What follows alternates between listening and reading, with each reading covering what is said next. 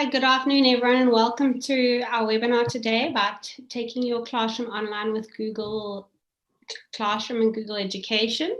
Please can everyone make sure their microphone is on mute so that we don't get any background noise during this.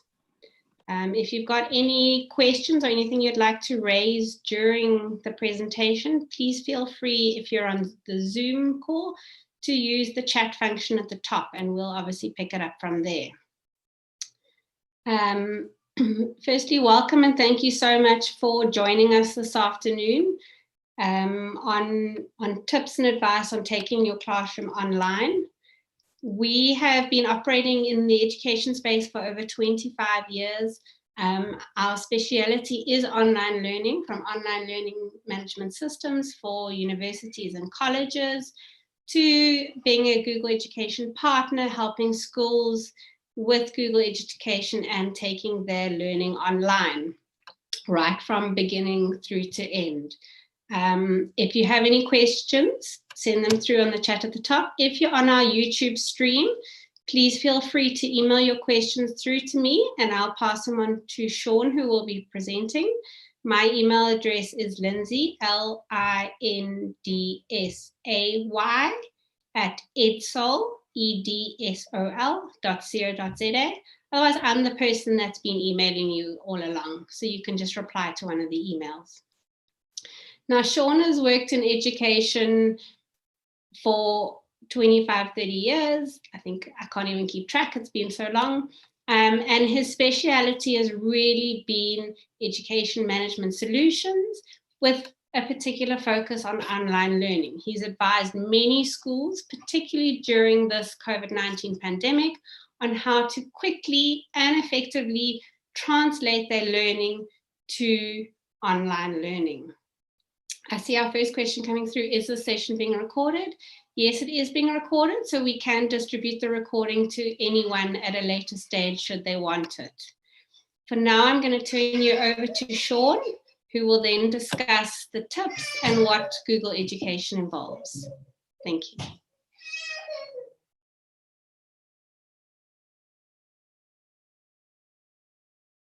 Hello, everybody. Thanks for making the effort and the time to join us and to learn more about Google and Google for Education specifically, and Google Classroom. We've been running a poll while you were joining, and we can see that quite a few of you are already using Google Classroom in your schools. If you're not, it's a great product to use. If you are, you can learn more about the functionality now and maybe even learn some advanced features that Google Classroom has so that you can implement it in your school. I'm going to be switching over now from video to presentation mode, and I'm going to continue talking.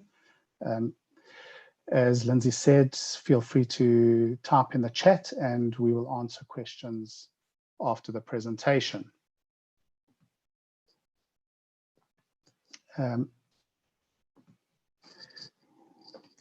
Just going to be switching on the presentation now.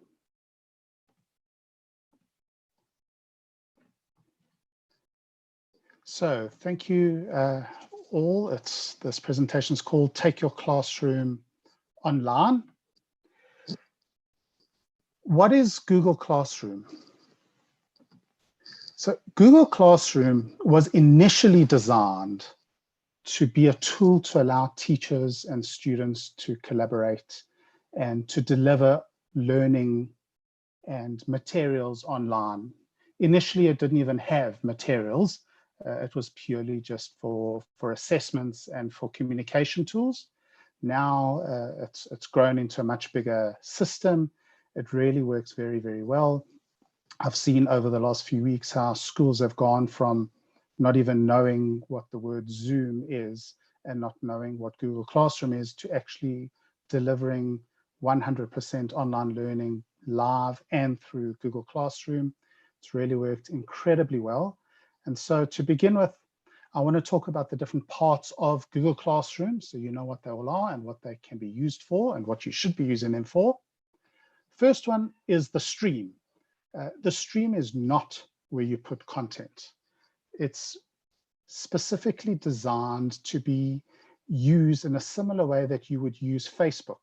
Every time you go onto Facebook, you look at what's happened recently. Somebody's posted a message, somebody's put a picture on, somebody's asked a question. That's essentially what the Google Classroom stream is meant to be used for. It's essentially a conversational hub where the teachers can post messages, notes, where students can ask questions, where they can see the deadlines of assignments, and they can also know what new information and material has been posted in their classrooms.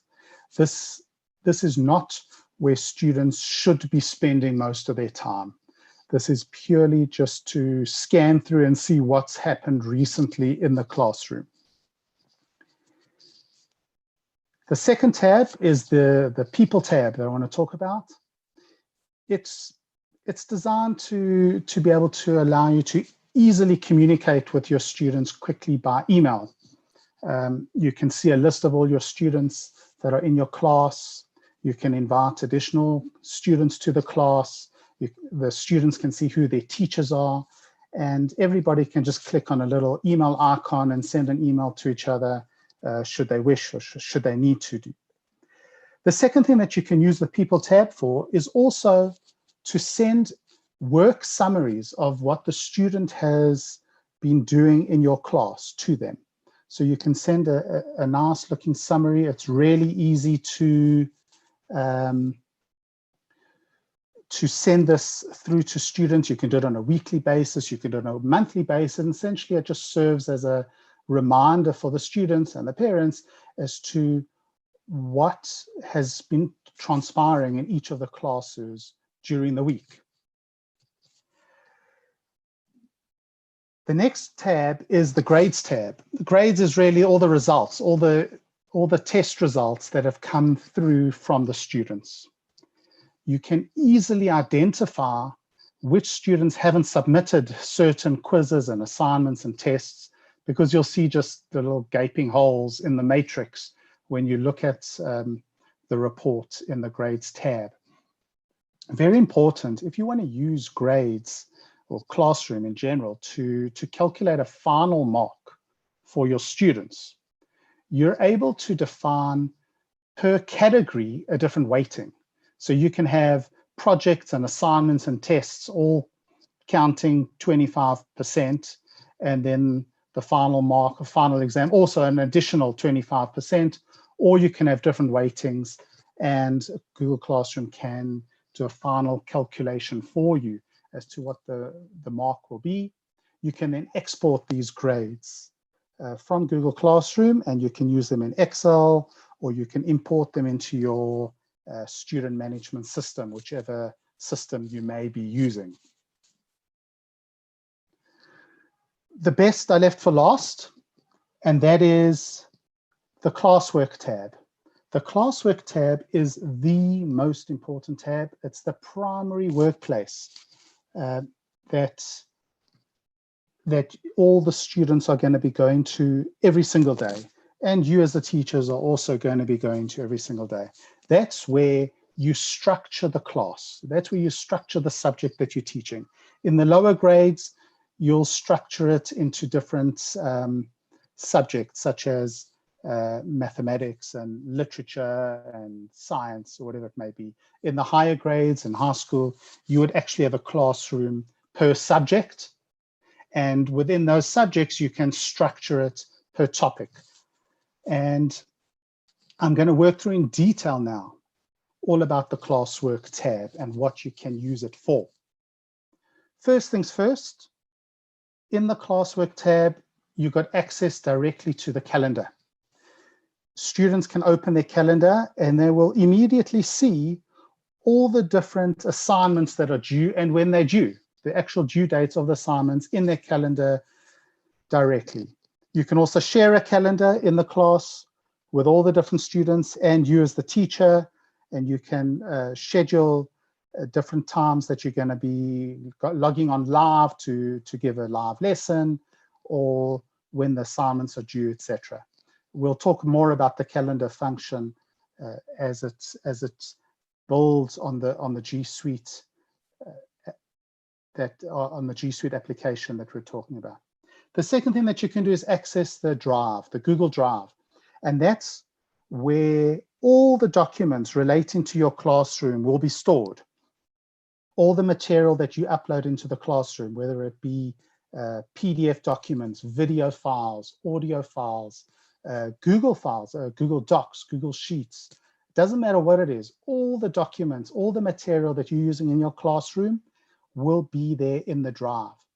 Privately for you and you only, not the students, even though the students can access the Drive as well for the materials that you made available.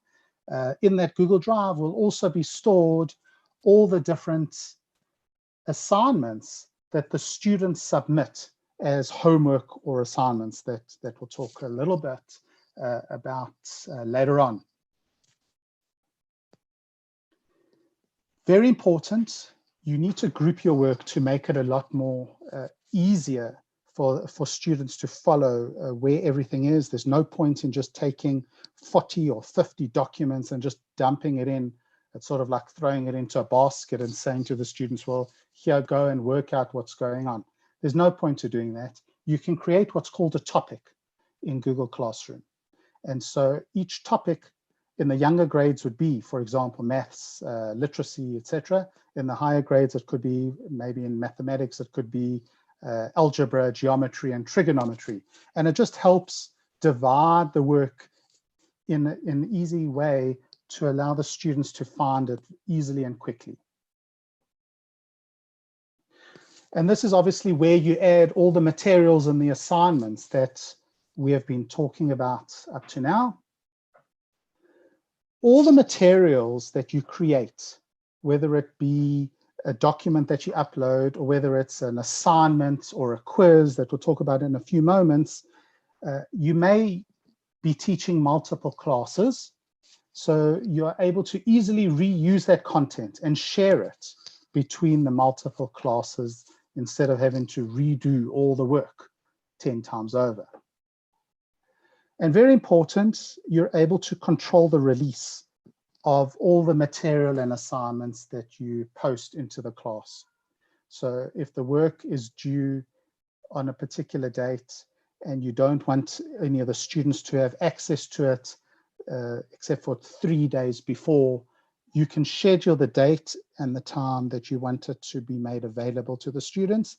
Otherwise, you can just release it immediately and they'll have access to everything.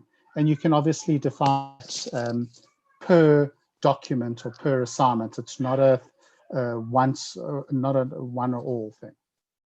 So I want to talk about issuing of learning material in Google Classroom. What are the features around learning material? Well, firstly, you can link any document that's in your Google Drive into the Google Class. So if you upload into your Google Drive a PDF file, a video file, an audio file, a Word document, an Excel document, doesn't really matter what it is. As long as it's in Google Drive, you can link it to your classroom. And that obviously also includes the entire G Suite documents, whether it's a Google Doc, a Google Sheet, a Google Slide. What I'm using right now is a Google Slide to present this presentation. You can also reference websites in your Google Classroom. So you can create a link where students are required to click on, and when they click on that link, it will literally take them to the website that you want them to read up on.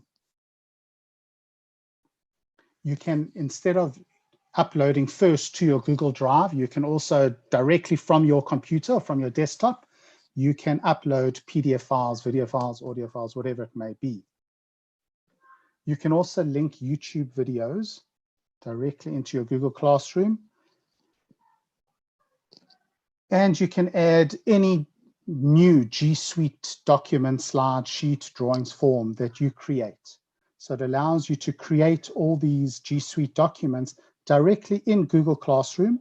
You can edit them, collaborate, create them, and when you publish them, they will be made available to the students. and then they will obviously thereafter be found in your Google Drive. I'm talking a lot about the different Google products here. I will be mentioning each and every one of them so that you understand what the G Suite is made up of and how you can leverage off it. The next thing in the Google Work, in the Classwork tab, is assignments and homework. So you need to give the students assignments to do or give them homework to do. You can upload that homework into Google Classroom. You can set a due date, so students know when that assignment is due. You can also define whether you are going to allow them to submit it if they miss that due date. Obviously, those due dates also go directly into their Google Calendar. Now, while you're teaching, you may pick up that certain students are struggling with a particular topic. So let's say you've got a class of 20 students and 3 of them are really struggling with factorizing an equation.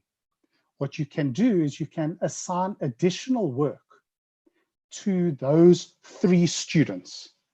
And only those 3 students will see that additional work in their Google Classroom. Everyone else won't even know that you've assigned this additional work to those 3 students. When you're assessing these assignments and the homework, in order to assess them in a structured way, you're able to create what's called a rubric.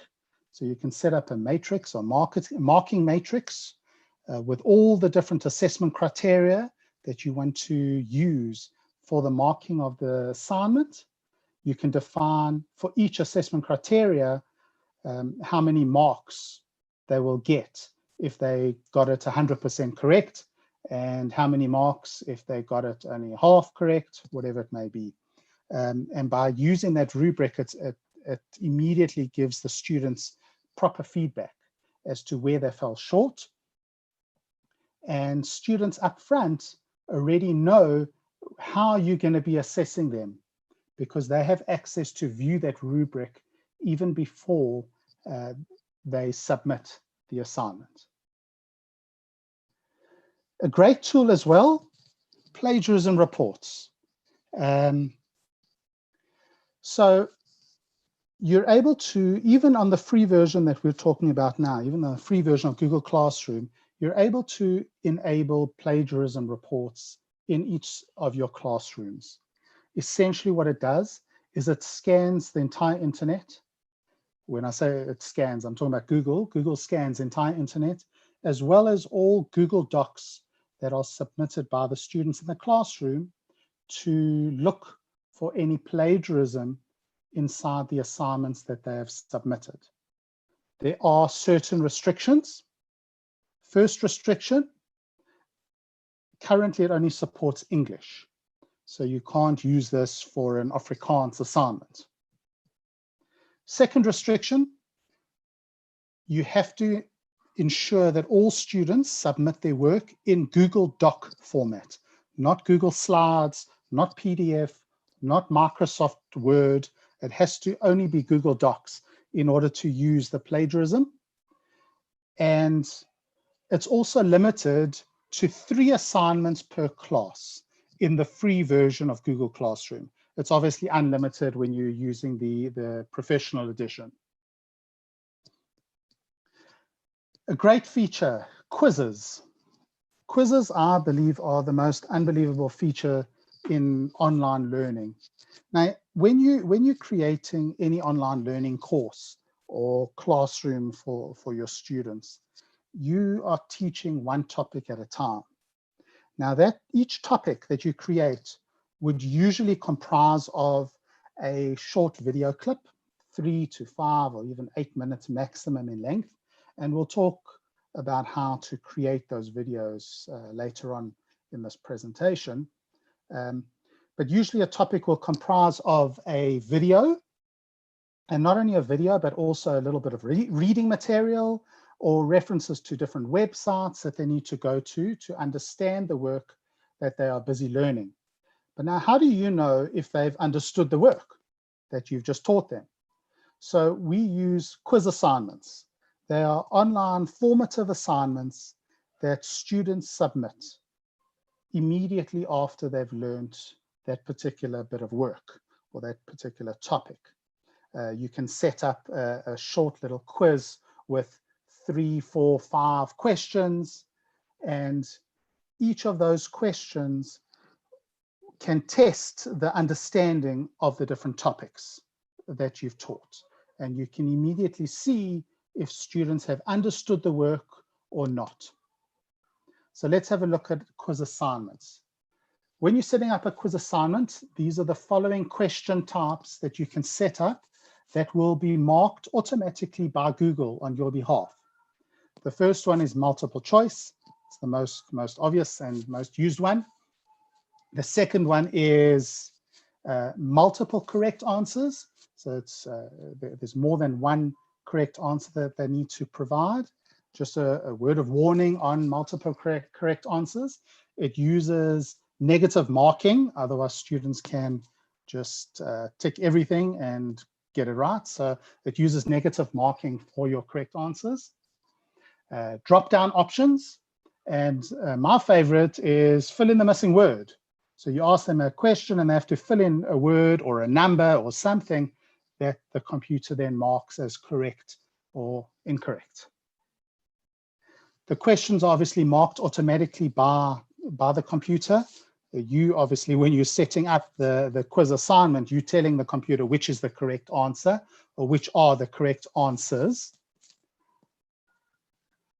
You can also define automated feedback that the students will get. So let's say it's a multiple choice question and there are 4 options, A, B, C, or D, and the correct answer is C. But you know that if they answer A, you know where they are going wrong. You know what they are not understanding correctly.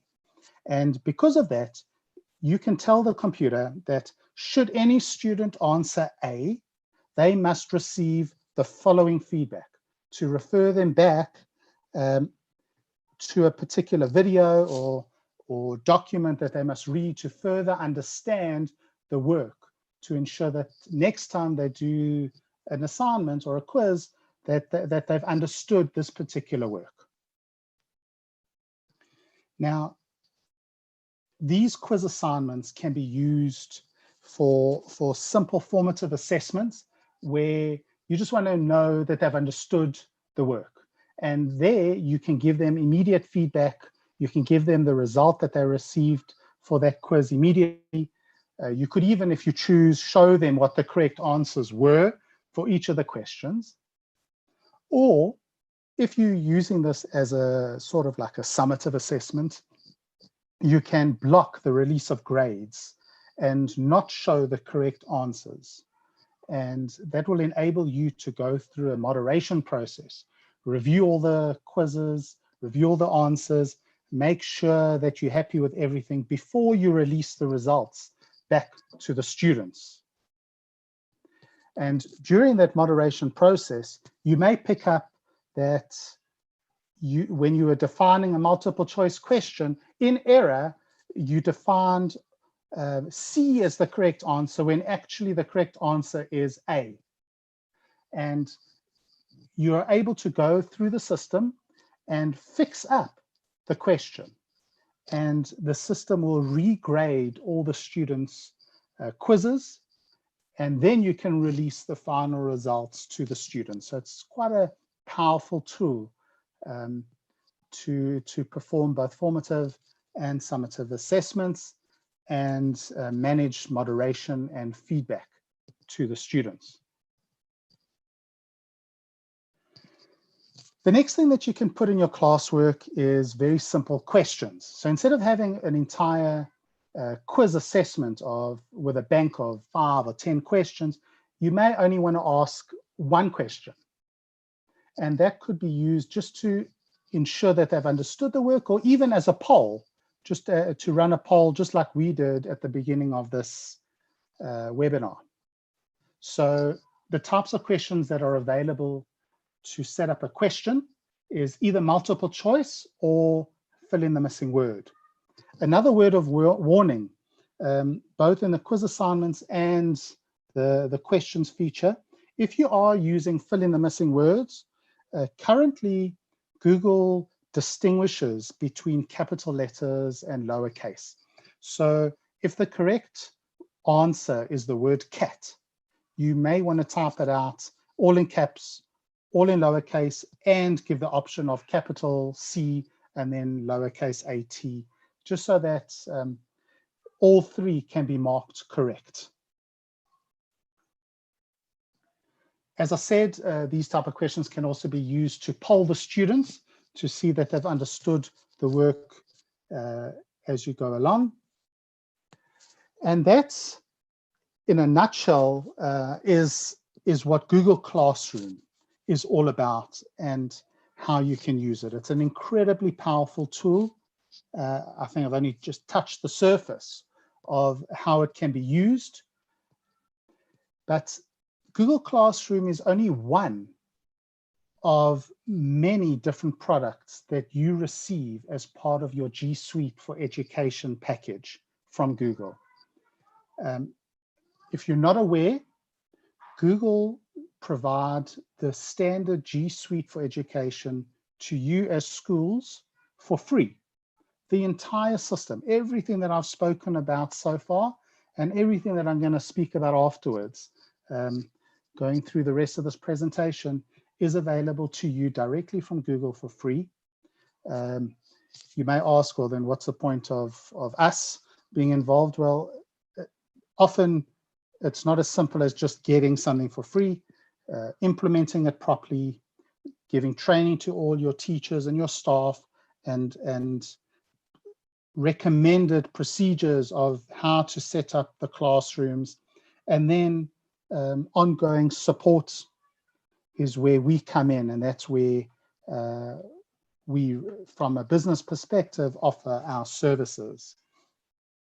So G Suite for Education, what is it? What did they design it for? So it's designed as a suite of tools to allow teachers and students to easily work together and collaborate. It's not only designed for education. G Suite is used in many, many huge and small companies worldwide. It is an incredible suite of tools, and I'm going to be talking through the different tools with you now. So the first one is Gmail. I'm sure you've heard of Gmail. I'm sure many of you use Gmail personally. And when you log into Gmail and use the web-based version, you'll know how powerful it is. Personally, I've been using Gmail, the web-based version of Gmail, for about 18 years now. I haven't used Microsoft Outlook since. I've never looked back. I don't install any email program on my computer. I only use the web-based version. I've structured in such a way that it's incredibly useful and easy to use, both on my computer and on my mobile. And it works so well. And I highly recommend everybody using it. But you don't necessarily want an email address with ending in the domain @gmail.com. So G Suite for Education, Google kindly allow you to apply to use G Suite and to link your own domain, to link your school website domain. So it would be your schoolname.co.za or whatever your domain is, and you can link that to your G Suite. That allows you as a school to create not just a small little email address with 1 megabyte of storage, but a massive email account for every single one of your teachers, administrative staff, as well as all of your students. So that enables you as an organization to manage all your emails centrally through G Suite. The emails look professional using the domain name, and all your students get an email as well. And you can force the students obviously to use that account, or they have to use that account, and they log into their Google Classroom with that account. And overall, we have found that it works very, very well. Students adopt the email address. They use it for everything. Teachers can email the students with it. Google Classroom emails the students using that email account. And it's just an incredibly amazing package. I will never, ever use anything else but Gmail. The second product in the G Suite is Google Drive. That's your storage location. It's like a cloud to store all your documents. They don't have to be Google documents. They can be any documents. It can be video, it can be photos, it can be PDF files, audio files, whatever you want. You can store everything inside your Google Drive. And when you're also using Google Classroom, each classroom has its own folder location within your Google Drive, and you can share all your documents, your curriculum and everything, not worrying about losing documents. It's all backed up for you. You don't have to worry. It's all secure and you can access it from anywhere. It can be from your computer. You can throw your computer in the dustbin and switch on another computer and have access to it immediately. It's all web-based. You can use a mobile device, a tablet, doesn't really matter. Calendar, online calendar, it's an amazing tool. It integrates with your mobile device as well. So you can use it, integrate into your calendar on your phone. You can schedule classes with it. When you put the assignments in with due dates, it goes into the calendar. You can have shared calendars in the classroom. Just, it works so well. I highly recommend using the Google Calendar. And then just like Microsoft Office, Google have their equivalents for free. No need to buy any products.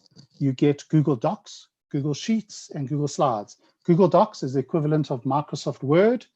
Google Sheets is the equivalent of Excel, and Google Slides is the equivalent of PowerPoint. And you can create just as good documents in Google Docs, Sheets, and Slides as you can in Microsoft. It works incredibly well. You don't have to worry about storing anything on your computer. Upgrades happen all the time. You get new features all the time. And to me, the best part about it is not even the fact that it's just as good as Microsoft's Office, but that you can collaborate. And you as teachers, as well as with the students, can collaborate. So if you create a document, somebody else on the other side of the world can have the same document open. Obviously, you need to share it with them so they have access to it. And they can see as and when you make a change to that document in real time. And to me is an amazing thing. So you can work together with all your teachers, collaborating on documents. Admin staff can use it, and also students can use it. So you can, when you're creating a Google assignment in Google Classroom, you can tell the system to automatically create a Google Doc with a predefined template for each of the students for their assignment. So the students just simply click on their pre-created Google Doc and they type in their assignment and they click on turn in and it's submitted. No need to click on save, no need to save things on your local computer. It just works so well all online. Same thing with Google Sheets, similar to Excel, and Google Slides. This presentation that I'm providing right now is created on Google Slides. Forms are the most amazing tool. I really love it. It's used within the Google Classroom quizzes as well. That's where you can create the quizzes and they mark the questions automatically and provide the feedback. It's all done within Google Forms. But Google Forms can also be used for other purposes. You can use it to run surveys, to get people to submit information. You could even use it within your school in the admin side for teachers and admin staff to submit leave requests. So you could create a leave form in Google Forms and it goes into one location and is managed by the person that owns that particular form. The Jamboard, great tool. similar to an electronic whiteboard or smartboard.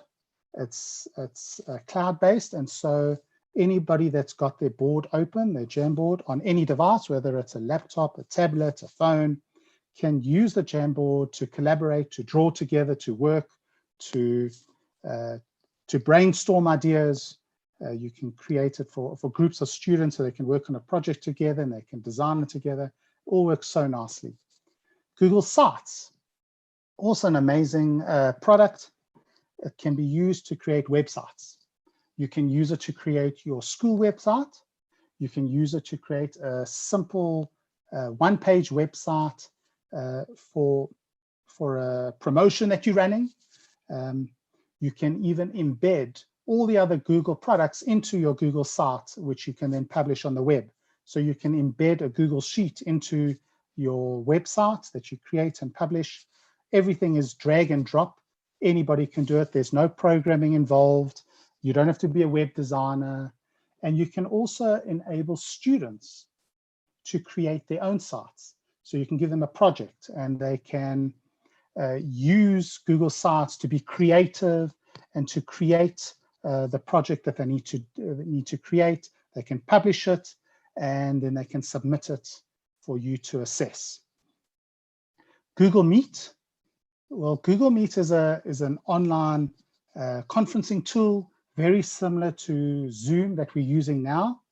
And you may say to me, well, like, why are we using Zoom when we're promoting the G Suite and specifically Google Meet? Well, we believe in promoting the best product at the time. And unfortunately, Google Meet just doesn't stack up to Zoom at the moment. I'll go through the basic reasons why, but to us, the most important reason is a very simple button that is missing inside Google Meet, and that is a mute all button. When you've got a class of 30 students, you do not want to be saying to the students, please mute yourselves, unmute yourselves. You want control. You're the teacher, you want control over the environment, and you do not have, unfortunately, that control in Google Meet. Google are working very hard on Google Meet and adding on additional functionality such as the mute button. But at this stage, unfortunately, Zoom definitely is a lot better than Google Meet. The next product, the G Suite groups. So you can create groups.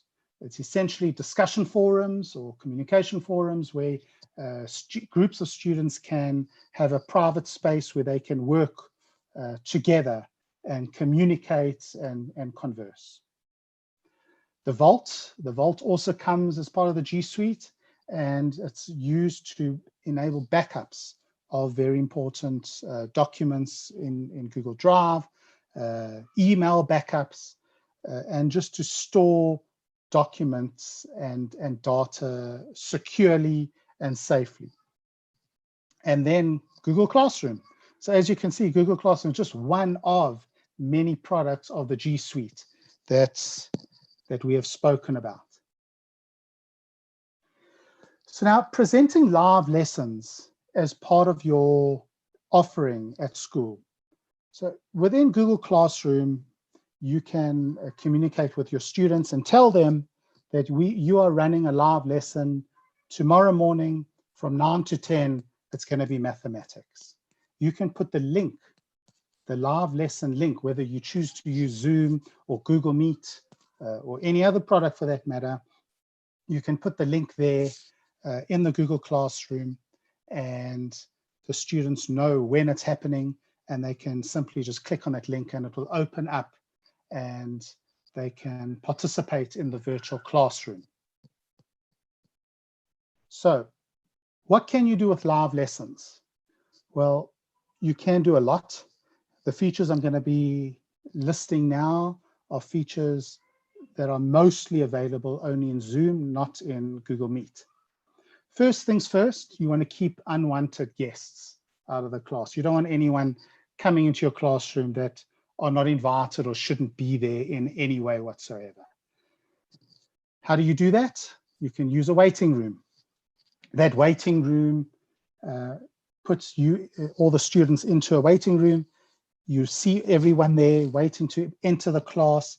And as you allow each one into the class, you can take an attendance register to ensure that everybody that should be in your class has arrived. If anybody is there that shouldn't be in your class, well, just don't let them in. The mute all button, the magic button, you don't even get this in a classroom. You can't tell the classroom to keep quiet because half the time they don't listen.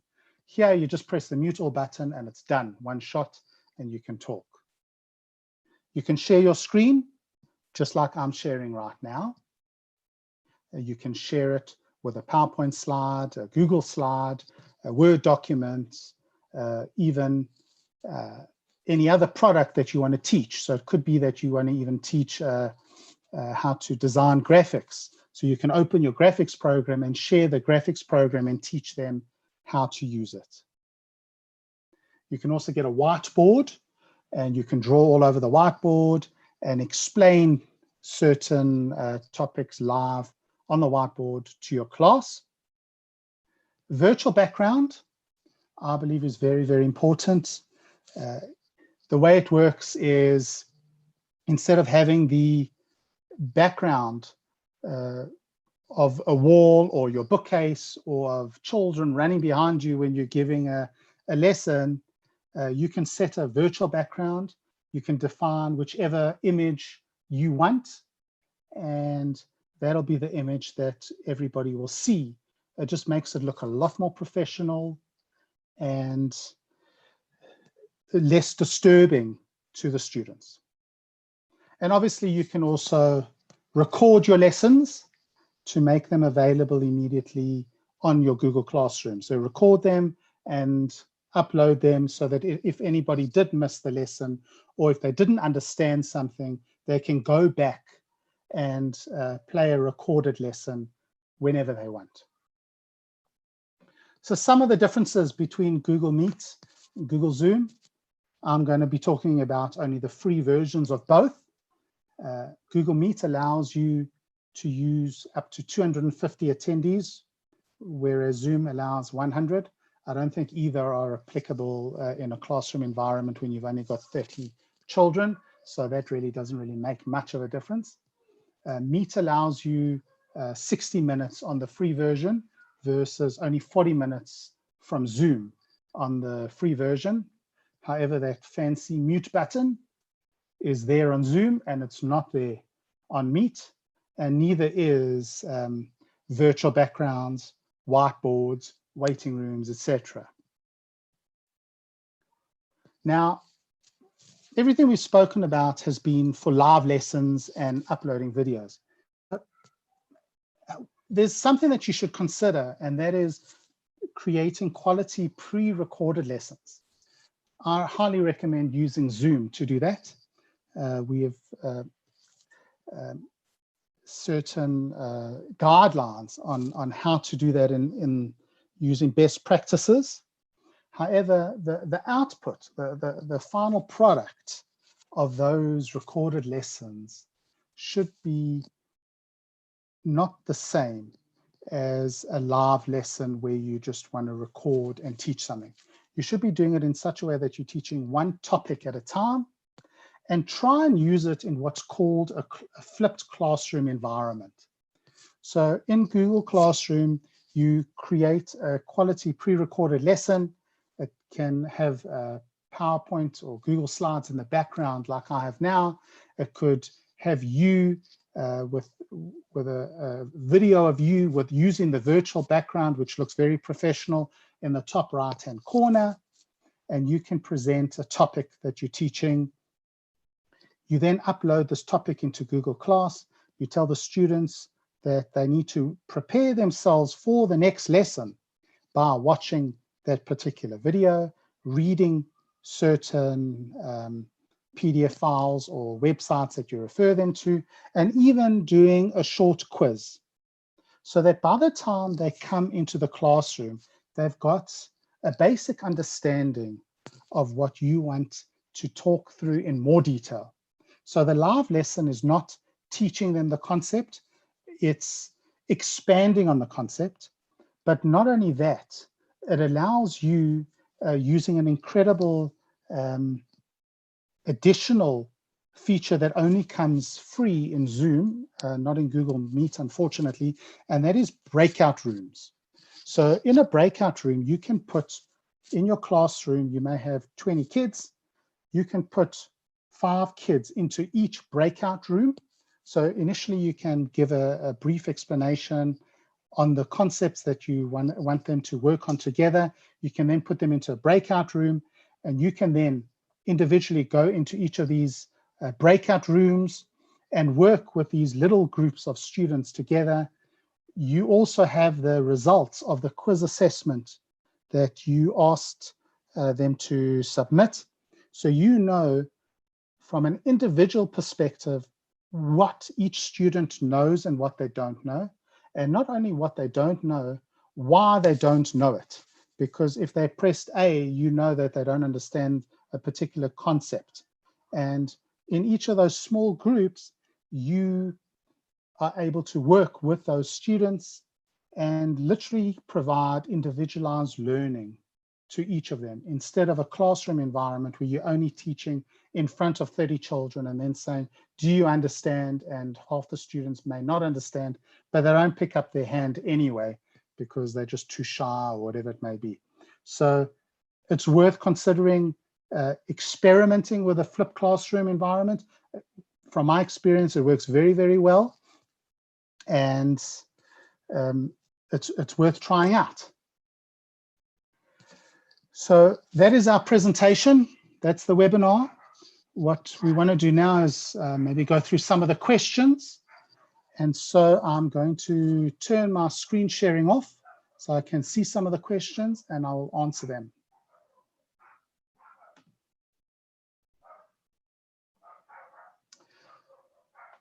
Okay.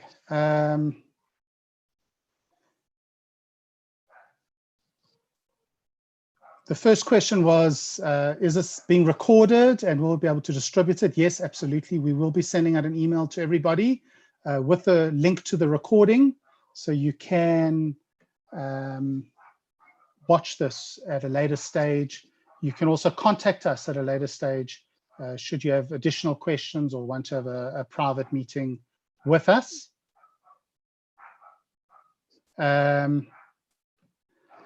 And one question here is, what is the difference between a quiz and a quiz assignment in Classroom? I think the question is, what is the difference between a quiz assignment and an assignment? And really, there's no difference. It's just the structure that Google puts in place. It's just a name, but essentially under either a quiz assignment or an assignment, you can link any document that you want. How do you turn it into a quiz assignment which marks itself and provides feedback? Well, you use a form, and a form inside an assignment is essentially called a quiz assignment. Does Google have a quiz, or are you referring to Quizlet or Google Forms? So Google Classroom uses the Google Forms, but it's embedded inside Google Classroom. It works very well, and it marks itself, and the marks or the grades flow into Google Classroom, into the grade book. So there's no need to use third-party products like Quizlet and that, even though you can, they're great products. It just really depends what you use in the quizzes for.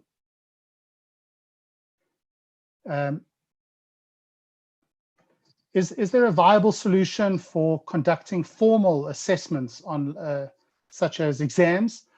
Yes, there is. Unfortunately, it is not Google Classroom. We have an additional product for providing formal exams. You can lock down the computer that the students are writing exams on, so they can't take screenshots, they can't go to a browser, they can't open another program, they can't do anything other than answer their assessment. You can also set up these assessments to only be available at certain dates, times. There can be codes on the assignments, etc. It's an additional product. if you're interested in offering formal assessments such as exams, please, I urge you to contact Lindsay, Lindsay, Lindsay at edsol.co.za, and she can set up a meeting to explain how we provide formal assessments, how our system for these formal assessments have actually been reviewed and audited by DHET and the CHE, the Council of Higher Education. So universities and colleges are using our system to deliver formal summative assessments. And not that it really makes a difference in this environment, but a bank also uses our system. And so the Reserve Bank had to review our system prior to allowing the bank to use any other system. So they're also happy that the system works very well, and I highly recommend you contacting Lindsay at edsol.co.za for more information on that.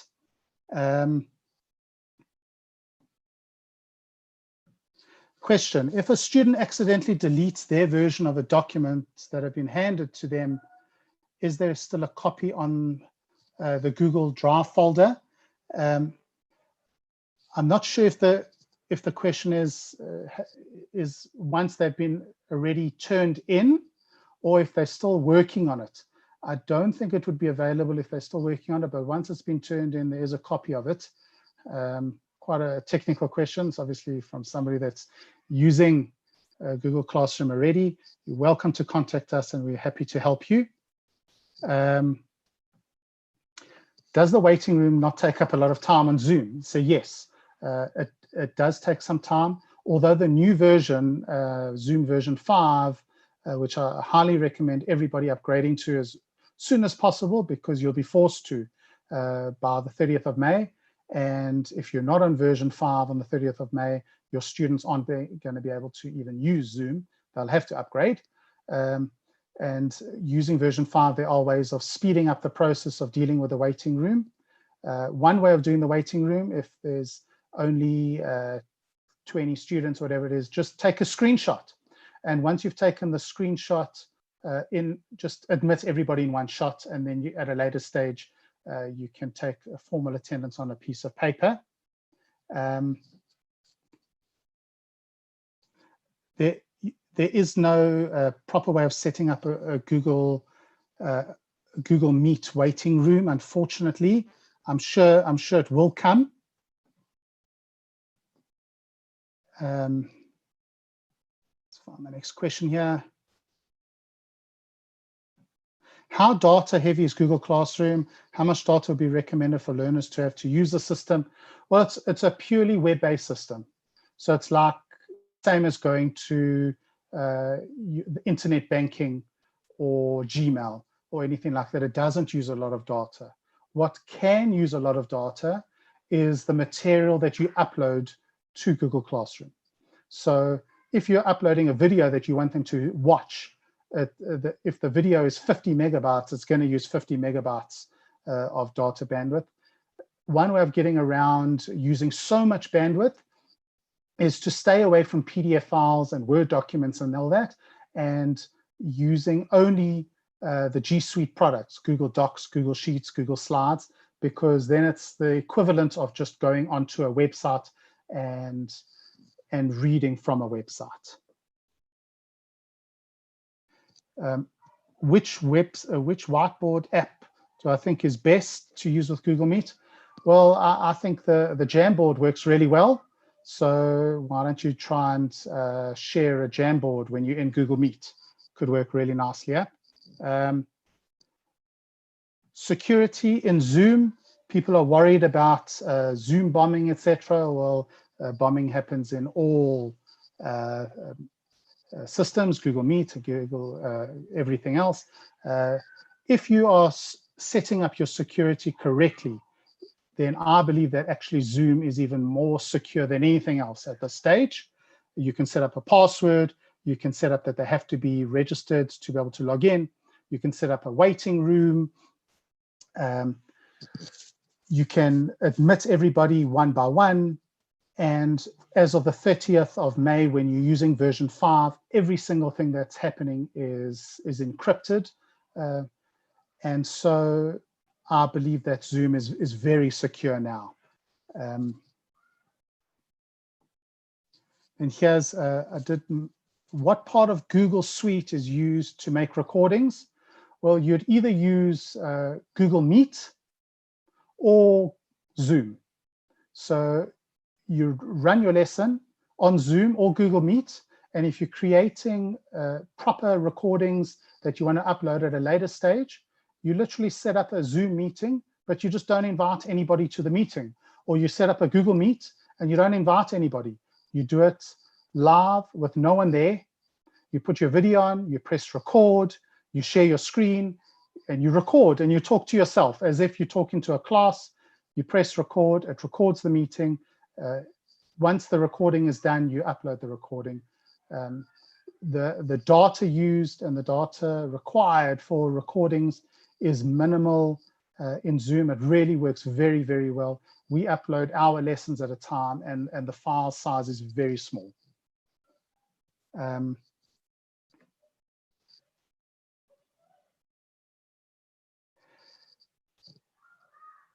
So I'm being asked, when using YouTube links for videos, worried about the security because other pictures come up, which is absolutely true. So it's being asked, what other systems could I consider using to store my videos on? Well, you could store them on your Google Drive.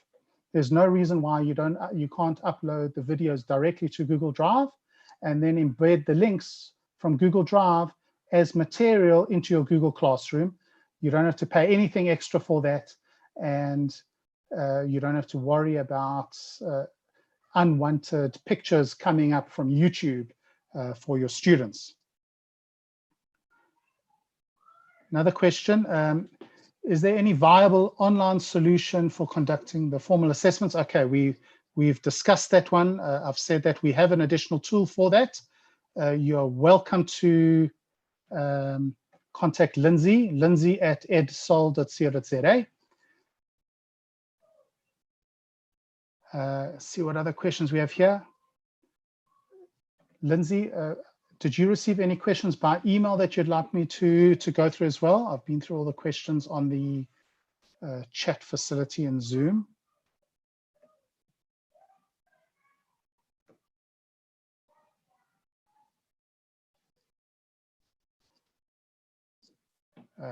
Let me unmute Lindsay. Hi, Sean. Yes, thanks.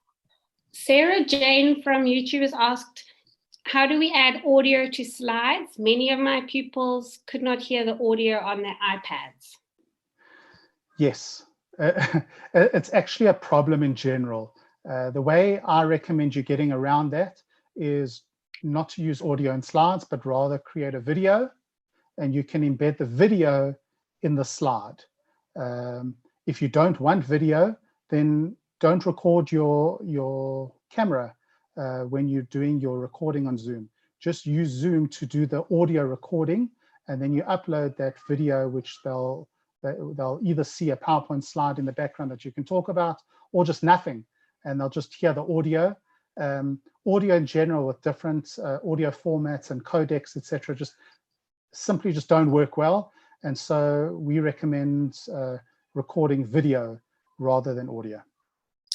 Thanks. And Elaine has asked, could you perhaps help with the updates that have been done on Google Classroom that has changed the way it interfaces with Apple devices, specifically in terms of the working of the audio? Okay, so I think again that's the previous answers this as well regarding the audio. Don't use audio, just rather use video with no video, just the audio in the background.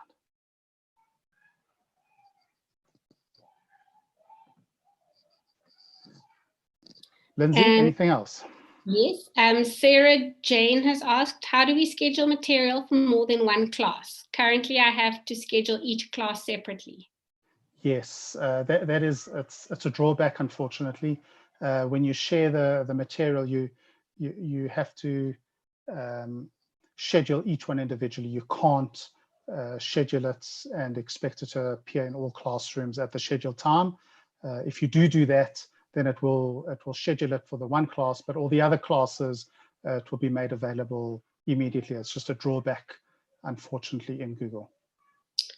And Sarah has asked, is there a way to assign the same assignment to specific kids in different classes? So for example, to 2 children in one grade and 1 child in another grade.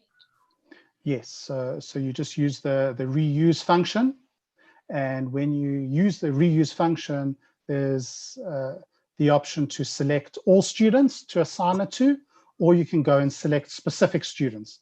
And so you would just select the 2 students from the one class and then the 3 from the other, and only those 5 students would have access to that material. Okay. And Leah has asked, when working with Google Slides and presenting it in Meet, is there a way of having the children manipulate things on the slide, like moving pieces in a game? Maybe try using the G Suite Google Jamboard rather than the slides. It will probably work a bit better if you want to do some interaction work like that. And then last one from YouTube is, Cheryl said, how can we make Zoom or Google Meet as data cost effective as possible? So when recording on Zoom, and whether you're recording or doing it live, number one, go and reduce the quality of the video so that it's not HD quality. As soon as you switch that HD quality off, it will immediately reduce the amount of bandwidth needed by all students to watch your video, and from your perspective for the data that you're using to run the lesson. I understand, obviously, you can tell everyone will switch off your videos, but you don't want that in a classroom. You want to know that they are interacting and watching and being involved. So turn the HD component off. We do also have another video clip that Lindsay can share with everybody. Maybe we'll share it in the email that we send out, and that is a little tutorial on how to lock down Zoom. And when I say lockdown, not the lockdown that we know about right now, but that is more of how to configure Zoom so that your students don't abuse the Zoom session and draw all over your screen or chat privately to each other while you are running the session, because that is a big thing. It's like handing out notes in class between kids. And so we've got a whole range of different recommendations on Zoom configurations that I can share with you. It's on YouTube as well. We'll send through the link. And then I see Sheila on Zoom has asked, what about Inkscape? I'm not sure what that means. I know there's Inkscape College, but I don't know if she's referring to a particular product or not. I'm sorry. Then that's all the questions we've received. So Sheila, I see here to make slideshow with voiceovers. So the best way to make slideshows with voiceovers is to use Zoom. Create your Google slide or your PowerPoint slides, share them like I did while I was providing this presentation, turn your video on and record it, and then upload that rather than just using Google Slide with audio.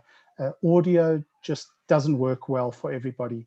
There's too many devices out there and they don't all understand the codecs. It's called a codec, and that is the way that the audio is recorded. So it will work on some people's devices, but not everybody's. That's why I highly recommend not using audio, but rather using video, even if you don't use the video component, but still produce an MP4 file, not an MP3 audio file. I see here, how long does it take for a beginner to set up a Google Classroom? We give training couple of hours, not even a couple of hours, just 2-3 hours worth of training, and you can start setting up your classrooms. It's very quick and easy to do. It's very intuitive, and we can provide guidelines for best practice as well. Lindsay, any other questions? No, no other questions. Okay. Well, if there's no other questions, I'm happy to hang around for another minute or two to see that if any other questions come up. Otherwise, thank you everybody for coming through, attending the webinar. I hope you learned something. You're welcome to make contact with us. We can have a private chat, set up a session, chat about how we can help you use technology better in this environment. Thank you, everybody.